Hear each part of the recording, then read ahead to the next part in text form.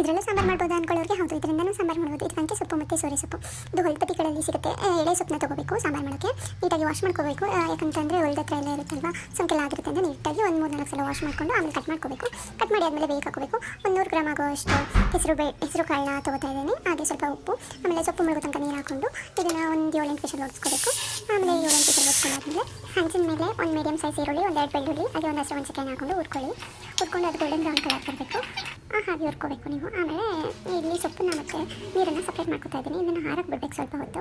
ಆಮೇಲೆ ಒಂದು ಮಿಕ್ಸಿ ಜಾರಿಗೆ ಕಾಯಿ ತುರಿ, 1-2 ಸ್ಪೂನ್ ಸಾಂಬಾರು ಪುಡಿ, 1 ಸ್ಪೂನ್ ಅಚ್ಚಕಾರದ ಪುಡಿ ಹಾಕೊಂಡ್ಬಿಟ್ಟು ಹಾಕೊಂಡಾದ್ಮೇಲೆ ಉರ್ದಿರ್ತಕ್ಕಂಥದ್ದನ್ನು ತೊಗೊಂಡ್ಬಿಟ್ಟು ಮಿಕ್ಸಿ ಜಾರ್ ಒಳಗಡೆ ಹಾಕಿರಿ.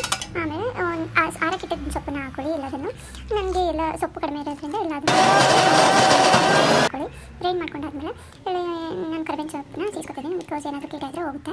ಹಾಗೆ ಇಲ್ಲಿ ಒಗ್ಗರಣೆಗೆ ರೆಡಿ ಮಾಡ್ಕೊಂಡಿದ್ದೀನಿ. ಒಗ್ಗರಣೆಗೆ ಒಂದು ಪಾತ್ರೆ ತೊಗೊಂಡು ಅದರಲ್ಲಿ ಸ್ವಲ್ಪ ಎಣ್ಣೆ, ಹಾಗೆ ಸ್ವಲ್ಪ ಸಾಸಿವೆ, ಜೀರಿಗೆ, ಹಾಗೆ ಸ್ವಲ್ಪ ಬೆಳ್ಳುಳ್ಳಿ, ಹಾಗೆ ಒಂದು ಅರ್ಧ ಈರುಳ್ಳಿ, ಕೊತ್ತಂಬರಿ ಸೊಪ್ಪು, ಹಾಗೆ ಕರಿಬೇವಿನ ಸೊಪ್ಪು ಮತ್ತು ಖಾರ ಹಾಕ್ಕೊಂಡು ಚೆನ್ನಾಗಿ ಮಿಕ್ಸ್ ಮಾಡ್ಕೊಂಡು ಸ್ವಲ್ಪ ನೀರು ಹಾಕೊಳ್ಳಿ. ಆಮೇಲೆ ರಸ ತೋರಿಸಿದ್ನೆಲ್ಲ ಸೊಪ್ಪು ಬೇಯಿಸಿದ್ದು ಅದನ್ನು ಹಾಕೋಬಿಡಿ. ಆಮೇಲೆ ಸ್ವಲ್ಪ ಸಾಂಬಾರು ಮೆಳ್ಳಕ್ಕಿಟ್ಟು ಕಾಳು ಉಳಿದಿತ್ತಲ್ವ ಅದನ್ನು ಹಾಕೋತಾ ಇದ್ದೀನಿ. ಇವಾಗ ಸ್ವಲ್ಪ ಉಪ್ಪು ಹಾಕ್ಕೊಂಡು ಸಾಂಬಾರು ಬಿಸಿ ಮಾಡಿಕೊಂಡು ರೈಸ್ ಜೊತೆ ತಿನ್ನಿ, ತುಂಬ ಚೆನ್ನಾಗಿರುತ್ತೆ.